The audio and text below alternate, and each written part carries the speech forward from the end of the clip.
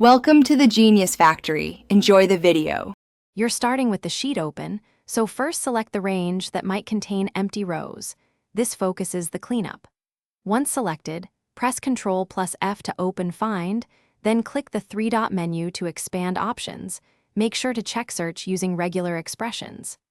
Enter \S$$ as the pattern to match truly empty rows or cells with only spaces. This approach ensures you target blank rows accurately rather than Now add a helper column next to your data and type equals counta, B2, Z2 for the first data row, then drag down.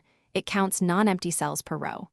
Once done, turn on data, create a filter and filter the helper column to show only zeros or blanks. This isolates empty rows safely. With only empty rows visible, select them, right-click any row number, and choose Delete Visible Rows. Make sure to remove the filter and helper column after. Finally, clear filters and delete the helper column to restore your sheet's layout. This finishes the cleanup. If something looks wrong, immediately undo or open File Version History to revert to a safe state. Versions are lifesavers when bulk deletes go awry. Also, make sure rows weren't visually empty because formulas returned empty strings. These appear blank, but are not matched by simple blanks unless you use the rejects method. If so, convert formulas to values before repeating deletion. Thanks for watching. If you found this helpful, don't forget to like and subscribe.